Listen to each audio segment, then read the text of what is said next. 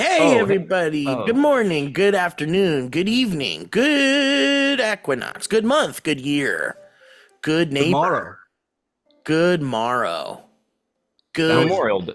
that was your intro, but Elliot was going to say something. What were you going to say, Elliot? For your Hey, intro. everybody. Here's Steve. Good day, and here's Steve with the intro. Don't feel like watching movies, so I'll watch people guess them instead. I don't know how it goes, I think it starts with you. But hey, guys, the three boys are back, huh? Here you go. You got 'em. Here's the three old guys you love from that show you watched once. Boy Hope number the one, boy number two, testosterone isn't. boy What'd you number say? three. What are you saying? He said something about testosterone, and look how good Elliot looks today. You look great. There's a nice filter over the color over the. Yeah. There's I don't know what it is, but it's always good color over there. He's wearing an athletic shirt that he's filling out because sometimes you wear those athletic shirts and you don't fill them out, but Elliot's filling it out. I've been working out for 6 months. Yeah, what do you wear? What's your routine? I go into my garage and I do body beasts. I lift my little weights. You'll do some resistance training. And you listen to Weezer while you do that? Yeah, very often. But more often than not, I found myself listening to like really embracing the cringiest music from early 2000s. I'm talking Limp Bizkit. I'm talking Nice. things like not Corn, but I'll do the occasion like old Eminem, early 2000s. Okay. It's not really Okay. cringe. Yeah. What about Um, Rage Against the Machine? You get that in Absolutely, a there? lot of Okay. Rage Against the Machine. Okay. Yeah. So you Yeah, got you're some leaning into angry that. white guy stuff Yep. going. Angry white guy. Look, new metal, you can say what you want about it, but that era pumped you up. You're getting Yep. pumped up, dude. I get I, it. And it I was think fun. the era of new metal pumped up quite a few people back in the Yeah, day. people for love new sure. metal, man. I'll do new metal episodes at React for like, do millennials remember? Or I'll introduce teens to them. And I'm telling you, unironically, the teens go fucking nuts. Yeah. Really? Like one in particular started crying. She's like, I finally found my music. What the fuck? Thinks Fred Durst is a god. Oh wow. I do I- think actually the more I've seen of Fred Durst, I like him more and more. I think he's pretty great. I don't Yeah, have I any mean, he's a notes against- douchebag, but his personality, yeah. Yeah, I was gonna say, Um, don't look for all those kids are like, I think I finally found my music. Like, don't look too deeply into their personal lives, though.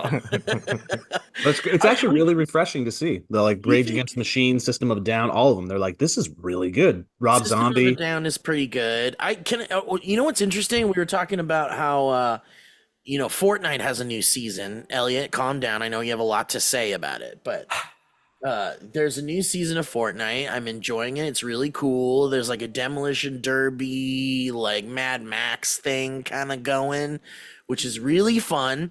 But they announced that the music festival rounds this time might be Metallica. What are your thoughts on that? You guys like Metallica? Metallica's fine. It was of a time where I just missed caring about them. Like I was just a little Yeah. bit too young. I didn't understand it. Looking back, I get it. However, again, guess who's running around my house screaming, give me fuel, give me fire, give me that which I desire. Oh hell yeah! Because of Fortnite.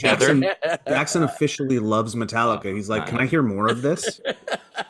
and they've got this because they have their like music element connected to Fortnite now. They're buying licenses to like big artists and they're making deals with big artists. And so the big battle bus will drive through and it'll just be blasting like Joan Jett or something. Or what's the song that keeps coming around? It's like fuck. It's that one song, it's that girl. She's saying like Reputation. yeah, I give a damn about a bad reputation. Yeah, that song. And you're like, wow, yeah. And I'm like, this song is great. And they're playing the like Kaiser Chiefs or whatever, or I forgot who the other bands they're playing. But all these kids are gonna be introduced to all these like classic rock songs and stuff. And I was like, this is good. But I was like, I think I'm with Joe on Metallica. Metallica kind of. I never really got on Doesn't the do it. Metallica train. I listened on my cringe list from my Pump and Iron that the hush little baby don't say a Yeah, word. yeah, Enter Sandman. Thank you. And I kind of I deleted it eventually because I was like, I'm just not. I've heard it so many times, and I was like, it made me angry in the wrong way. But nothing against Metallica. I know they're great. I remember hearing that song as a young man, like when it was hitting the scene, and I was like, is this like scary? Is this supposed to be scary or something? Like I wasn't scared, but I was like, they're trying to be like scary, like, yeah, here comes the scary guy under your bed. And I was like, I don't really care about that's not scary to me. You're not, I'm not like, yeah, that's badass and scary. You might have been I don't know why I associating didn't that love with that. the visuals of the music video, so I could see why you were thinking that. However, Exactly. looking back on their music, I totally appreciate it. It's totally, I think it's listen toable every once in a Sure. while. Yeah, they're fine. There's They're like two songs that are like fucking timeless. Mhm. Like that Master Puppet song and Enter Sandman, and I think that's it. Everything else is like, I don't know, man. Well, Stranger Things brought back their love as well. Which song was it in Stranger Things, or what was the? Was that Master of Puppets? Let's find out. Yeah, I Oh, think it was Master Puppets. It was because he was playing that up on top of the thing. Yeah. Dude, I saw a really funny, meme that was like, Millie Bobby Brown is married, and we're supposed to believe that she's gonna fight the Goo Boo Boo Boo in the afterlife. On this TV show, all of her friends talk about friendship and shit. Dude, they look so old in this last one. It's gonna be nuts. I mean, they know that, so I'm sure it's like they're older. We got a time jump, probably. Well, Finn Wolfhard is 9 feet tall now. He is. He's so much. He is. How's he gonna go play that high schooler after playing that orgy scene in that movie where he's butt naked? Oh, so, I got- so. Oh, Go ahead. No, I was You gonna go say ahead. I was gonna use the musical talk to transition to a different musical subject that just happened. Okay. End of an era. A Sherman brother died. I know the last of the two Sherman brothers. Yep. End of an era. It's over. It's really Dunzo. sad. It does really feel like his passing ends the whole classic Disney era. Like it's over now. Mm-hmm. These are the paint guys, the painters. No, the Shermans wrote all of the classic Disney songs, like "Feed the Birds" and all the Mary Poppins songs. When You Wish Upon a The Star. Tiki Room. They wrote Small World. Like they wrote the Jungle Book music. Wow, I didn't know that. I didn't know it was all written by the same people. That's crazy. You got two brothers, yeah, and they they were just brilliant. They made some of the catchiest, most wonderful music. Well, that's what I was Yeah. going to ask. Based off of what you know, what is your favorite Sherman Brothers song? Elliot, feel free to wiki if you want. Under the Sea. That's a different classic, I think, duo that wrote a lot of those ones. Let's see what the Sherman Brothers, because if I think about it off the top of my head, when I found out he died the other day, I was like, well, we got to watch Bedknobs and Broomsticks, because that's like one of my favorite classic Disney movies, and all the music in it is so good. And there's even music in it that was meant to be in Mary Poppins, and that's why it's like so fucking good, because you're like, these guys were they were at the height of their. So off the top of my head, off of my dome web, my little bit of research, while you guys are searching if you want, I have a few. I think my number one, and it might be a little controversial, is I Want to Be Like You from the Jungle Book. Okay. How's that go, Joe? I want to be like you. Yeah, that's really good. So good. Wanna talk like you, walk like you. It's a fucking jam. Dude, I Yeah, was thinking about that that's a bop. song. I was actually thinking about that song the other day, for like maybe even before, like last week or something. And I was thinking about that song, and I was like, wouldn't that song be awesome in a horror movie? But like you take it and you slow it down, and it's like a guy trying to become this person, and change their identity to be them, replace them. That'd be great. That's a good idea. Disney would never let it happen. A second one, which I've only recently rediscovered, and now I know that it's a perfect song. Supercalifragilisticexpialidocious. So good. It's so good. Yeah. Listen And to it again. also, Chitty Chitty Bang Bang song. I mean, these guys knew how to make earworms. It's crazy. This is going like the Tigger song. The wonderful thing about Tiggers. Yeah. they write these songs that also like it veers between like, "Whew, I never want to hear this again," and Yeah. that's really fun. They are earworms, and then they're like, well, because the "It's a Small World" song is famously a big earworm that drives people crazy. But I find it to be a classic, timeless song. And they wrote a Winnie the Pooh song, Tigger song for the Tigger movie in 2000. So they were going hard for a long time. Really? Yeah. They another like deep cut for me that I super love, Heffalumps and Woozles. From the Oh, that's a good one. Is it yeah, that's a good one. They also all their music's, they had like a like clearly Randy Newman has inspiration from the Sherman Brothers, or at least a little bit of a touch of whatever those boys had, the tism, if you will. But those guys made these really catchy songs, but they all had kind of like similar melodic kind of flow, like like there's a song in Bedknobs and Broomsticks that just sounds like a spoonful of sugar makes the medicine go down, and then they all kind of have that real, I don't know, there's just something so catchy about all their fucking songs. I get why Walt Disney loved them so much. I'm sure if we went and looked at the innards of the musicality of them all, the chord changes are all probably very, very similar. Yeah, like when you hear Randy Newman, before you even hear his voice, you're like, well, that sounds like a Randy Newman like little ditty. And then he comes in like this, and you're like, well, there he is. That's the boy. There's Randy. I think the last music they wrote. Oh shit, Joe! Behind you, you got two bananas. Oh, Shit. No. What do I do? Oh shit. What do I do? Joe, Is that a bunch of bananas?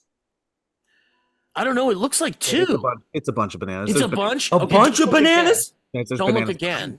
What do I do? What do I do? What do I do? Okay, here's what you do, Joe. Point over at that glacier poster like you're talking about it, and pretend like you're talking about it, and then look over really quick and tell me how many bananas there are. Yeah. Oh, there's at least 4. I can't tell. Oh fuck, you're fucked. My God, dude. Oh fuck. What happened? Oh, You're absolutely. Your whole family is fucked. 1 banana for each person. Oh no. Anyway, I'm real sad. I was watching, like I said, I was watching Bedknobs and Broomsticks, and I teared up a little in some of those because I just let Wow. my brother and I, like, I don't know. There's just, everybody's got a story about how their music touched their hearts. They're just, they're timeless boys. Rest in peace. Americana. Mm-hmm. It is Americana. It Great is. word for it. It's 100% Americana. Okay, and then go ahead. Are we switching subjects? No, I was just staying movies at least. Let's stay in movies.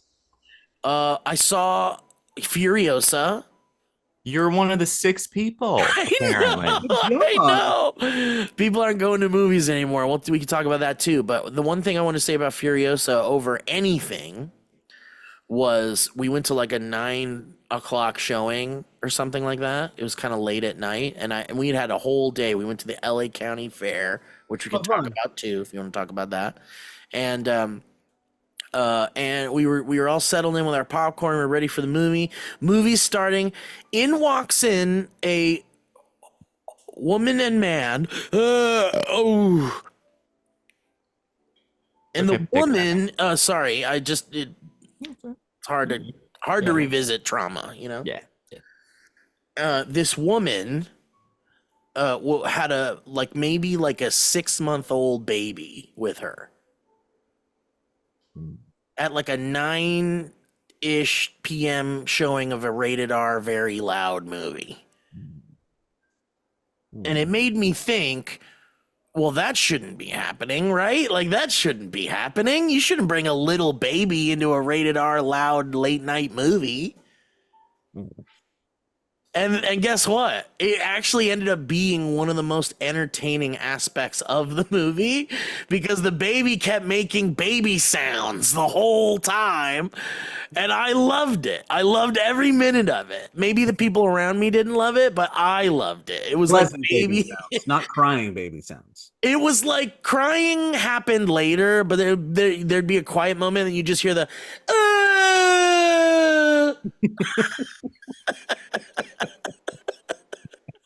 And I loved it. I loved it.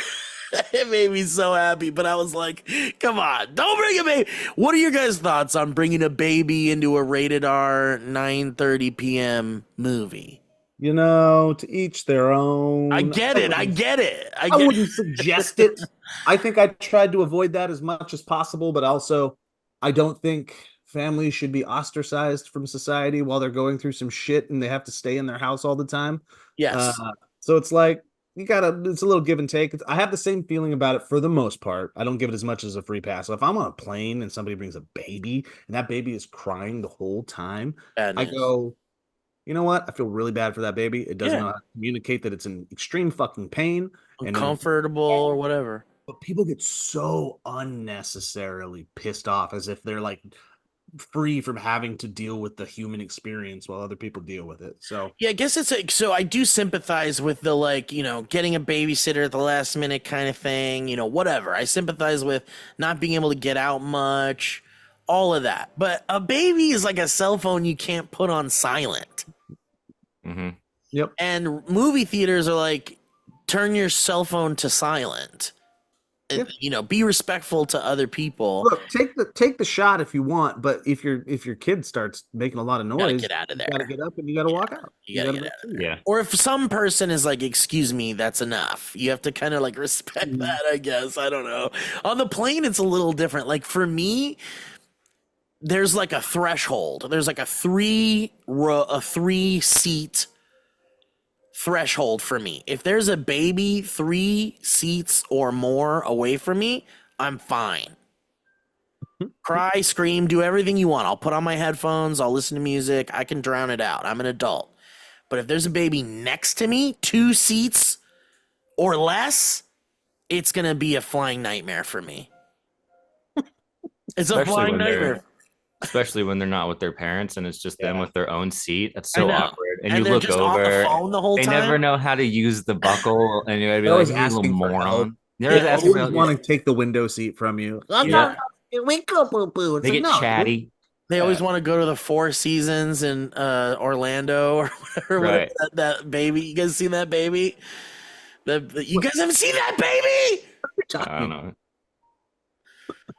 I was getting on a plane recently, and this woman that we were at the terminal, and Grace was like, "Are you hearing this woman next to me?" And I was like, "No." We were sitting in separate seats, and she said that this woman was talking about how, for one, she was snatching food out of her baby's hands the whole time that like she didn't want her to have, and she said that she hates when people come up from coach and use the first class. Oh, come on. And so I started drinking all my water, and I was like, I'm going to absolutely wait until I can go up to that bathroom. And I did multiple times. And I tried making eye contact with her each time to go like, you suck. Because she was in first class being mean. And I was like, that's insane. Yeah. Yep. I mean, I don't know, man. People are like, we need to. Wait, are you on her side? No, I'm not. I'm not on her side, but I'm trying to like figure out. Like, on her side. I'm certainly not on her side. Sounds like you're on her side. I'm definitely not on. Is her side the one of the person that uses whatever bathroom they want? Because then I am on her side. He does not I'm want on the person. I'm on the rich person bathroom. Listen, we're supposed to believe all women and be on her side. That's a good point, Steven. Yeah, so I guess you're right. We're on her point. Yeah, you're right. So now we're on her side. Yeah, I'm on her side. And they'll close that little curtain between such a condescending. I hate it. It's the most condescending curtain I've ever seen. I think they make it. You can see through it. The worst part is the song. I'm Chester, the condescending curtain. The last Sherman Brothers. It closes real slowly. You can't enter here. As soon as it closes, you can't get here. Goodbye, I'm Chester, the curtain. That's a Sherman Brothers. Yeah, it is. Anyway, whatever. Plane etiquette is like, honestly, you have to consider that the airplane is like a bus, right? Everyone's on a fucking bus. We're all in the same fucking thing together. We're all having an uncomfortable time. Some people pay a little more money than the other person, but that doesn't mean that you get to gatekeep a toilet. It's a feudal classist system. It absolutely is. It's a power thing. It's a Mhm. classist thing. It's a capitalism. It's capitalism. Capitalism. It is crap. Oh my god. Welcome back to capitalism. Joe, you should produce stuff. Capitalism. Okay, guys, it is my absolute honor and it is a privilege to introduce you both to the Four Seasons fully conscious baby. We have a phenomena occurring in the world today, and it is happening slowly and behind our backs. Babies are becoming sentient and conscious. Babies are starting to understand things.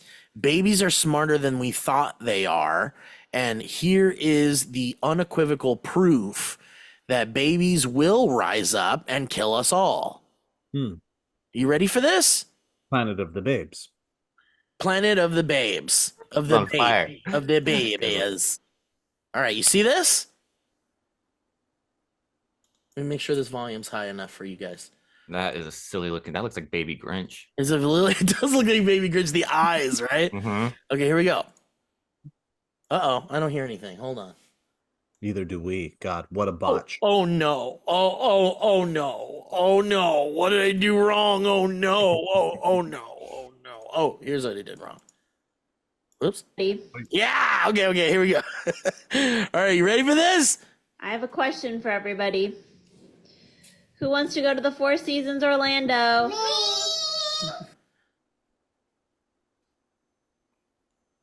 Please, once again, notice how the baby reacts to who wants to go to the Four Seasons in Orlando. I have a question for everybody.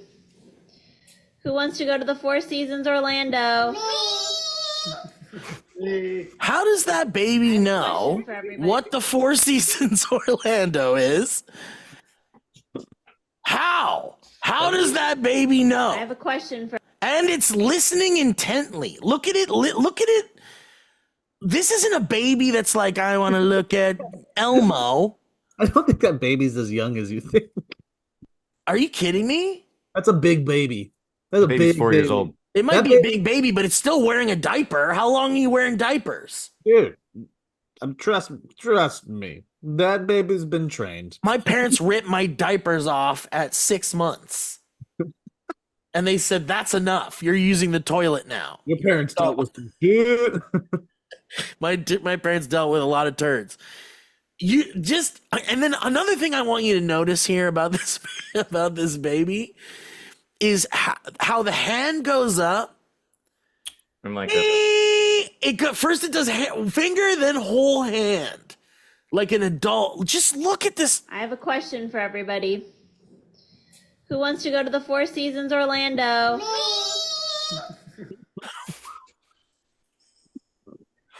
dude, I love that in the corner you can see that you've already liked it too. Oh yeah. Yeah, absolutely. And I love the comments. Yes, mother, I would be extravagantly delighted to travel to thy Four Seasons Orlando. Yeah, it's very The good. baby booked the trip. I beg you, mother, take father and I to the Four Seasons Orlando. Post haste.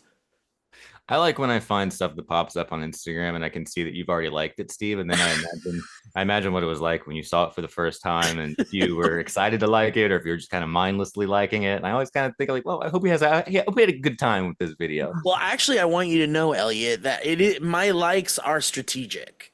Oh, really? Oh. My likes are strategic because I understand that the algorithm will serve you based on your interactions on most social media platforms. So I have to be careful with what I like, because if I like something that's like, I can't just willy-nilly tap, because then all of a sudden I'm going to get all the crap.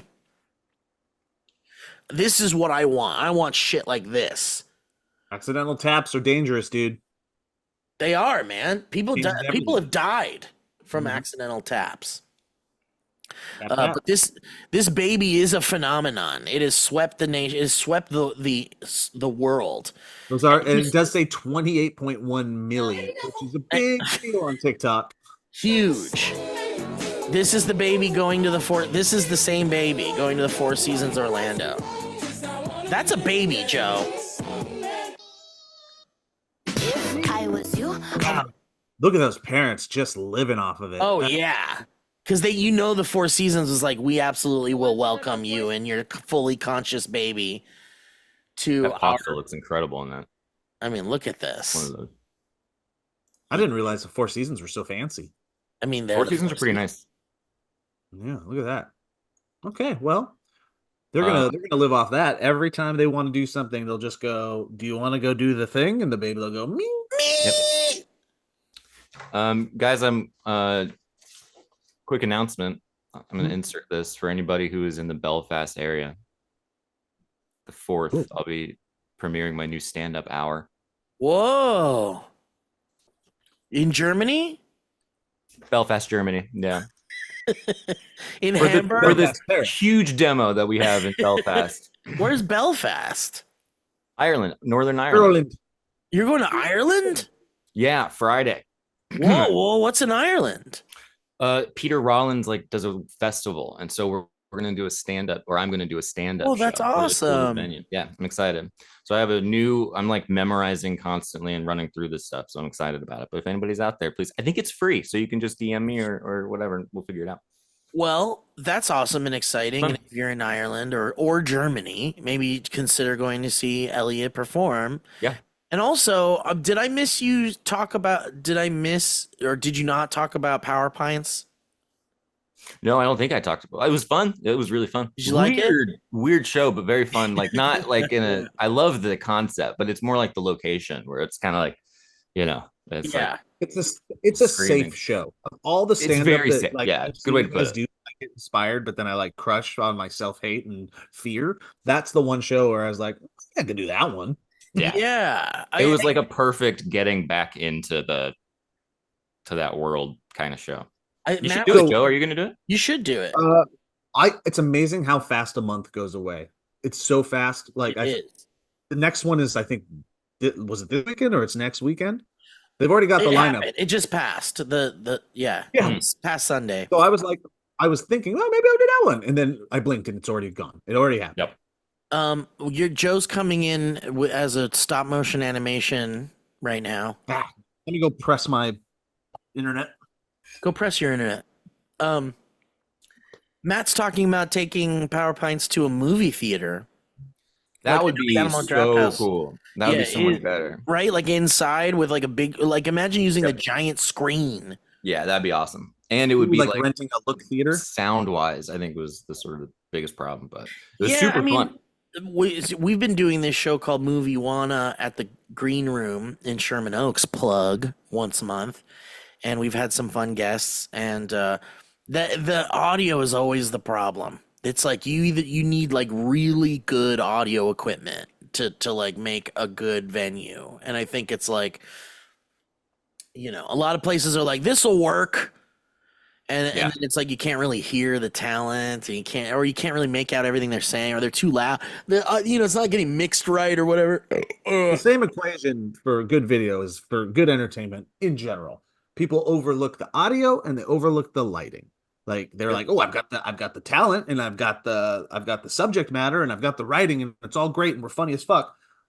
Gotta have the lighting. Yep. Gotta have the audio. Otherwise, it sucks. Doesn't matter And what it is. People don't laugh. People laugh more when they're in the dark than they do when there's like Oh, that's a good point sunlight too. beaming in. It's more intimate. Maybe they're like less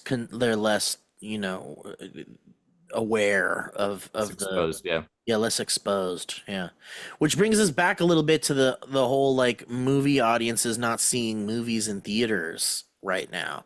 Like Furiosa looks like a big, huge, fun action. Take your family out, and take your dad who likes cars and violence, and take them to see the movie. But the box office numbers are insane. They're bad. Like Garfield the new Garfield movie came out, the Chris Pratt one.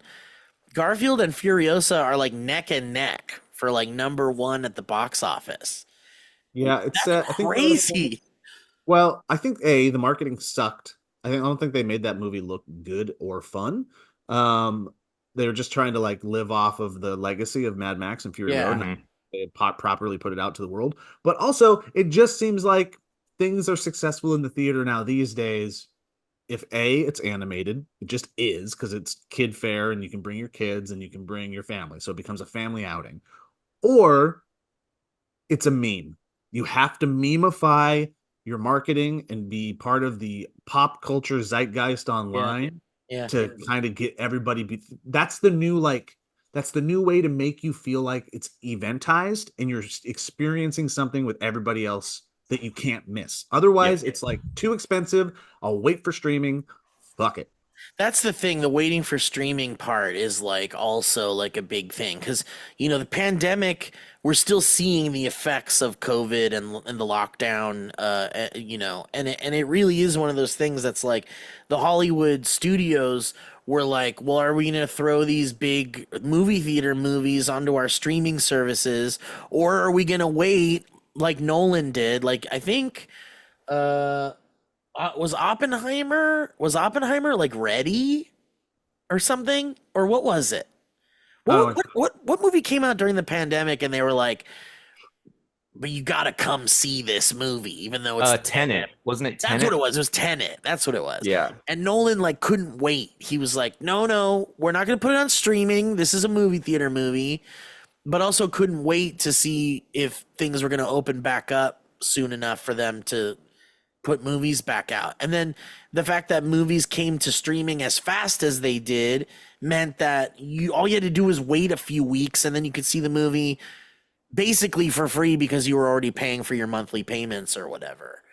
But Joe, that's interesting you say about the kid thing because I wonder, does that mean that the movie experience, because the whole like Barbenheimer thing certainly was eventized to the point where it activated people to want to go be a part of that and see the double feature of Barbenheimer. But also we had Margot Robbie starring in the Barbie movie, which was kind of already a recipe for people going to see it out of curiosity at least.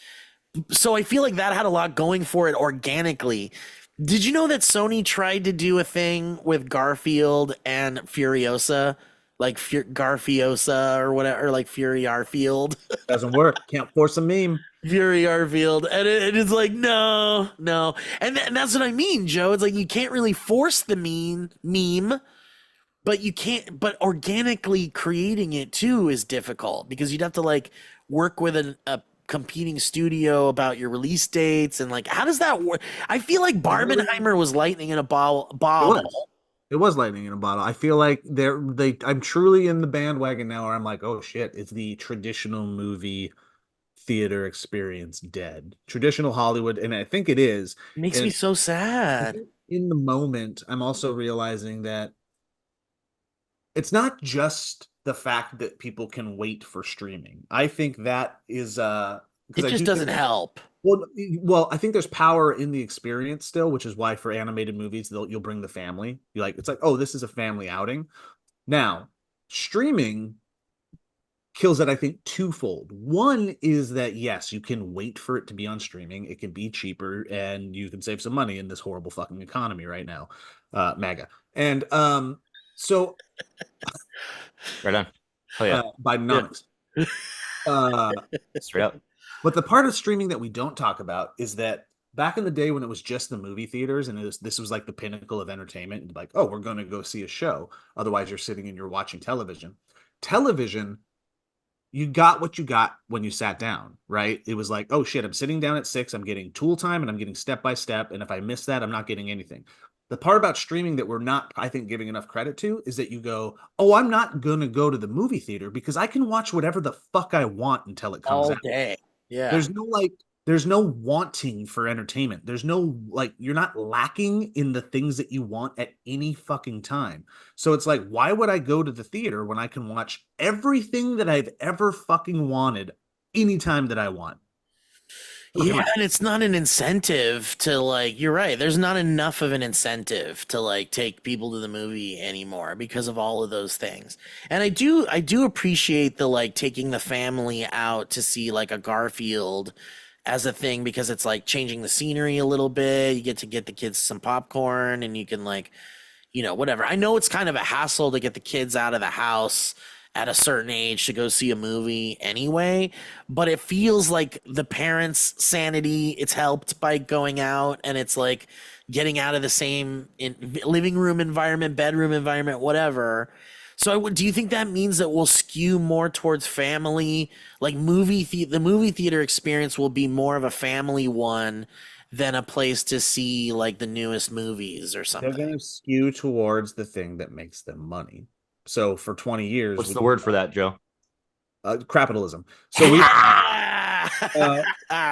we've been like choking on fucking superhero movies for 15 Yeah, years because that was the thing that was making money, and Hollywood was like, "Yep." So do I think perhaps if this thesis is working in my favor, yeah, we'll just have a lot of really cool animated nostalgia fare. Because if you're doing animation that speaks to your kids and kind of speaks to like the adults, millennials, nostalgia bone, like Mario. well, and I've heard a lot of people talk about how Furiosa specifically is like one of those movies that's like, I don't think it's a detriment that it is. It just looks like Fury Road 2, and it is kind of, even though it's a prequel technically. But It I would have think done better if it looked like Fury Road. It did not look like Fury Road. well, it looks like It Fury doesn't Road look in the good. sense that what's that, Elliot? I don't think as a very casual fan who did love Fury Road, I was like, this looks like the Wish version of Fury Yep. Road Well, from the Okay, I trailer. get that because it does look because Fury Road was like an impossible movie. Like that's a movie Yeah. that maybe could have been made in the 70s in a cheap way because people didn't give a shit about everyone's like well-being while making a movie. It's like, hey, if a couple of grips die, it's okay. We will still make a hit movie. And so you can't make a movie like that anymore. Like all practical and out in the desert and torturing your cast We and would have said that 15 years ago, and Miller made it happen. well, sure, but that was because back then they didn't really give a shit, and now there's like more human rights issues. There's more like make your movie safe I don't stuff, think and Fury Road is that old. I think the point that you're making is that like I think it's like 10 years old. Like Fury Road shouldn't have been made, but it was made. well, that's what I'm saying. I think it's a money thing. It's simply that they could have done it again, but the studio was like, it's too dangerous. I mean, financially to put that much money into it because of what we're talking about with the industry right now. I disagree. I disagree because I think that like I love this. I love when you guys fight. This is there's awesome. there's a lot of information. If you look up how Fury Road was made, it's like there's even books about it. There's books about like how the fuck did they make this in a time where stunts and all these things are all done in computer animation now because it's too dangerous for humans to do these things. Right. And Fury Road was another lightning in a bottle situation where even though it was just 10 years ago or whatever, it was special that came out even 10 years ago. Well, that's what I'm saying. And so now it's like Furiosa is like, it looks like a cartoon. It looks like a video game. They're using way less practical effects.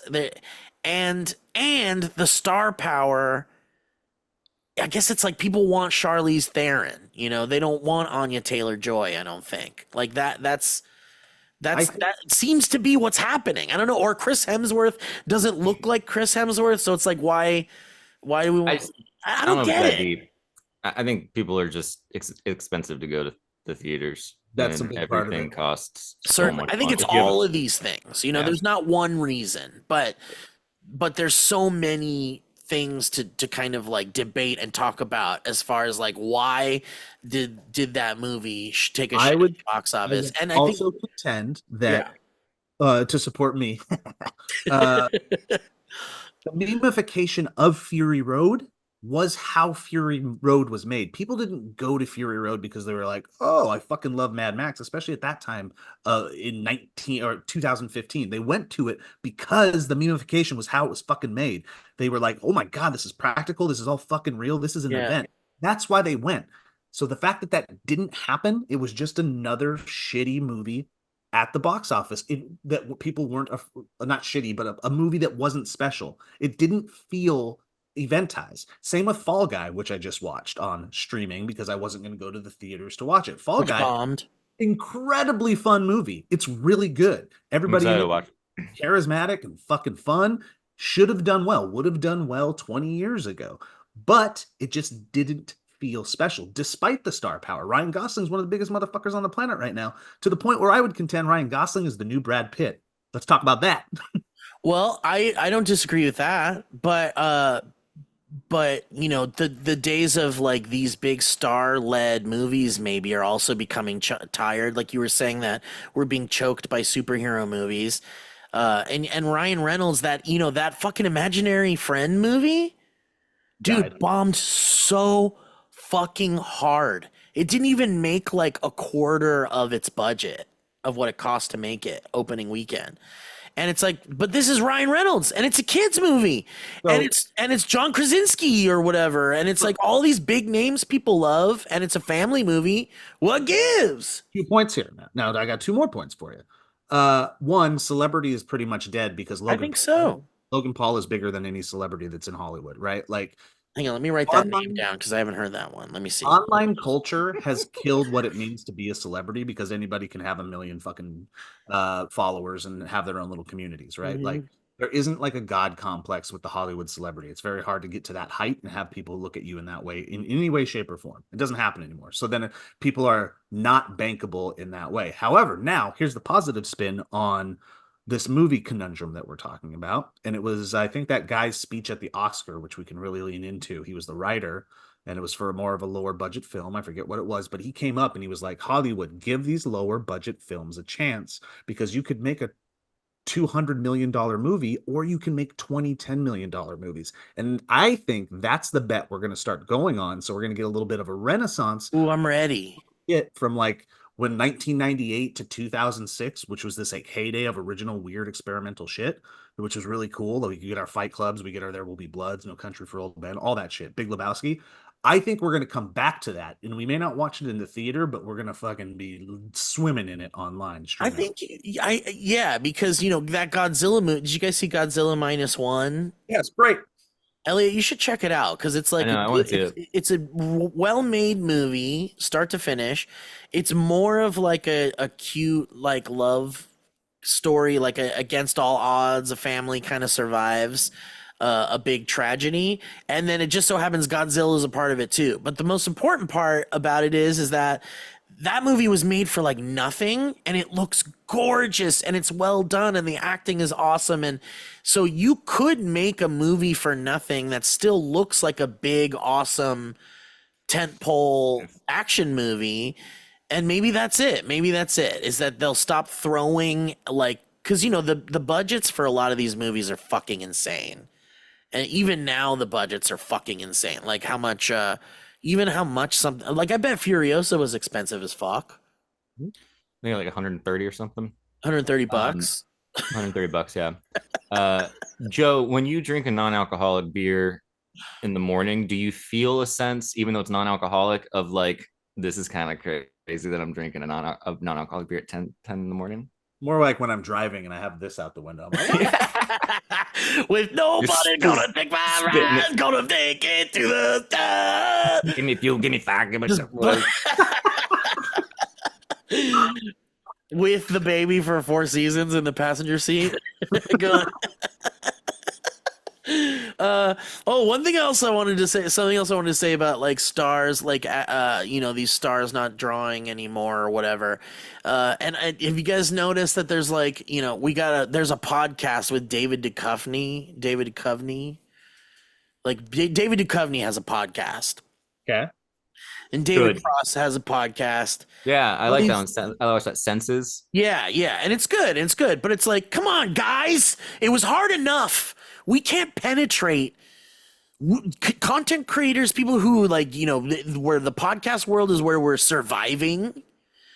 We can't keep having these billionaire, millionaire people breaking through into our podcast world where it's already oversaturated by every possible talented person in LA who gives up on it as fast as it started.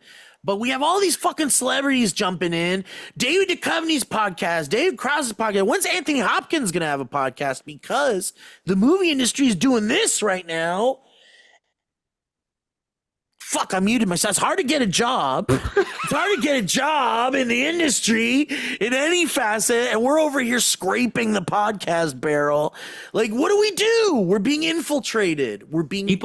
People should feel sorry for us. Thank you for listening to the show today, guys. I thank you, Elliot. That's the point I'm trying to get to. Feel sorry for us because we're struggling. And don't listen to fucking. Don't listen to David Cross. Don't listen to David Cross. David Cross is like close to being a peer. I feel like he's so yeah.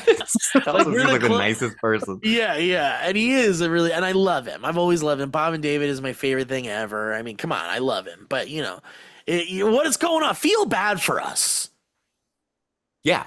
That was the whole point. Yes, yeah. Feel bad for us and pay and give us money on our Patreons.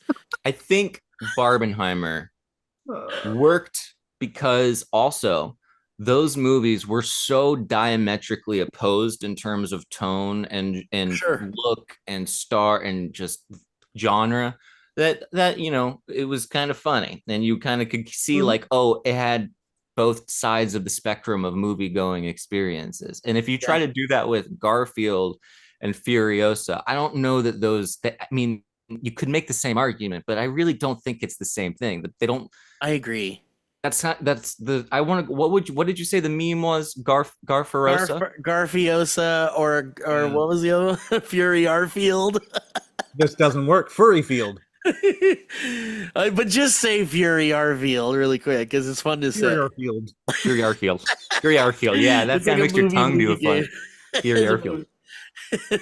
But yeah, I hear you, Elliot, because you're right. Garfield doesn't have Garfield. Who gives a fuck about Garfield? Who cares? Yeah. Yep. And nobody was playing with Garfield toys. No. Right. It was Garfield isn't in the Sunday paper sometimes.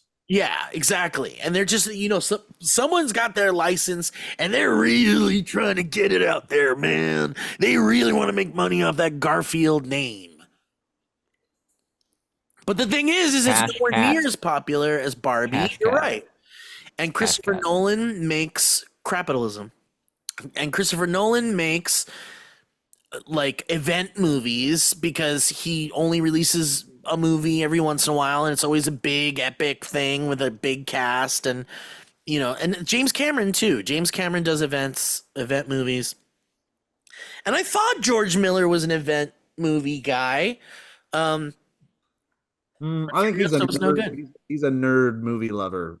Event movie guy. The common man does not know who George Miller is. But George Miller does special things with movies that other directors don't do, and there's like details. His name is not a common household name. No, certainly not. But he's one of those directors that like loves filmmaking, loves movies, loves cinema. And whenever you have a director like that, you always get like every once in a while you'll see a movie come out. Because we were talking about 3,000 Years of Longing on the last podcast. Joe, did you ever see that, or you were around when we talked? Part of it back in the day, yeah, when it first came out. I think give it another shot because it's a cute little slice of life. Volume down? I feel like Joe's volume is down. Joe, hello. Is that better? Is that better? Is it just me? Yeah, I don't know. I think it's the noise canceling thing that Zoom does, like that lowers it when someone else talks or something. But anyway. I'm sad for movies. I want to see more like A24 stuff. I watched Civil War. I thought that was really good.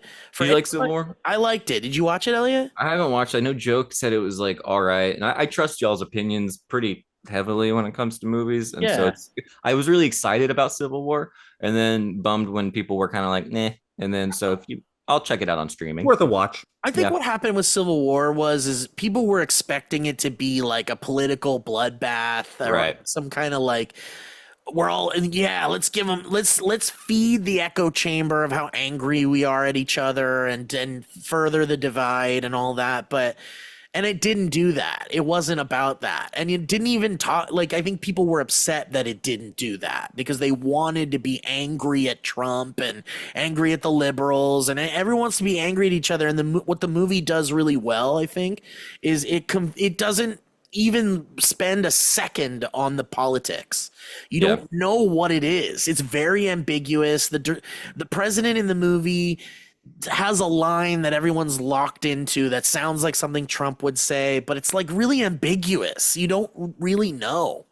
And for all we know, the good guys are the bad guys are the good guys. It's kind of confusing all around, but the movie is really well made and it's beautiful. And if there is CG, I can't tell where it is. And it just shows like a really personal on the ground because it's about journalists during a civil war in the United States. And that's interesting as fuck and well done. And it was a good Great character premise. piece. And I really enjoyed it. Are you guys excited about Kinds of Kindness? For which Jesse give it Plemons to just me, dude. won Best Actor at Cannes? You see 2 days this? ago? This is a syringe. Oh, And this okay. syringe is filled with Yorgos Lanthimos. I'm gonna inject it right into my Right in there. and Good for baby, you. give it to me. Give me every Yorgos Lanthimos ever. I don't know what it's about. I just was surprised it was so quick. It was like everyone know. was like, Poor Things is amazing. And then it's like, here's another one. Because I think what Joe was saying about them, like, you know, if it's a smaller budget and you've got an actor's director, you can kind of just make anything. Yeah, the Kinds of Kindness budget is 15 million. That's crazy. I love it. How much was Poor Things? What was the budget on that one? I feel like it had to be more expensive. Probably Right? more. A lot of visual effects. Visually, like Significantly more, 117. No, Okay. sorry, it's the box Wow. office. Sorry, hold on. And I'm surprised that's it for the box office. I thought it was. That means it probably was cheap as fuck if it's 117. Poor Things budget. That's what I'm looking up. There you go. 35 mil. Wow. And it made 115? Mm-hmm. That's wonderful. Isn't that wonderful? More wonderful. studios should do that. more I like think they Rich will. Things. Guys, thank you so much for joining us. What a wonderful audience you are. I hope you enjoy us pals regaling, discussing things happening in our lives. Really quickly, County Fair was fun. I don't think Pomona is LA. LA County? Sure. Is It's Pomona- always there, right? Though I mean, isn't it always I somewhere don't real far away? remember. Is it always in Pomona? I don't know, but you saw John Mulaney's map of what is considered LA. I did. I don't know if Pomona's in there, but it was really far away from the valley. But I had a good time. I had a bite of a fried Oreo. It was my first time having a fried Oreo. I thought it was fucking delicious. Believe the hype. My girlfriend got a brag. cookie dough, humble brag, a fried cookie dough. It was basically a corn dog, That's a cookie. like a half a corn dog filled with cookie dough, and they fried it. That's awesome. And lots of other shit. Elote, you got a little bit of Cheeto. You got elote in a cup, a little bit of corn and Cheeto. Don't do that. Don't do that. Don't do that. Oh, Please, no Spanish. No Spanish. please don't do that. Please. Well, Not here. good. Everyone come see me in Belfast, and also please give compliments in the comments to Joe's Swedish hair. We're getting very Please. international. And Joe, you're joining Eurovision next year. You got a song going in. Yeah, they're not. They hate Americans. They won't let us in yet. But I'll break down that door. I'll be the guy. And by the way, I really implore you all to look into Eurovision 2024 highlights on YouTube. Just for fun, because there's incredible music in there. Cool. And just please discover the weird metal pop, electro metal, or whatever the fuck it is they do there. And it's wonderful. By the way, Eurovision is fucking incredible. I could do a whole episode on Eurovision. People love it. And it doesn't touch the United States because we don't deserve that kind of fun. We have the Super Bowl. We don't get Eurovision. Let us into Eurovision. Actually, I think they are letting Americans into Eurovision next year Ooh, that'd be for controversial. the first time. Imagine if it's Taylor Swift. If they sent Taylor Swift to Eurovision, she would destroy it. That'd be great. I'm gonna send you guys some of my favorite Eurovision songs from this year, and please let me know what you think. Elliot, I think you could work out to these songs. Oh yeah, I wow. think you pump iron to these songs. Are they really cringy and kind Some of? of them. Some of them are for sure, but Okay, some of then them are maybe. like, oh shit, that's okay. That's maybe my new favorite song. Yep. It's really good shit. Okay. Please go see Elliot in Ireland and tell everybody you love Joe's hair, and let us know if you liked Furiosa or Civil War or Garfield in the chat. If you're down, if you're sad.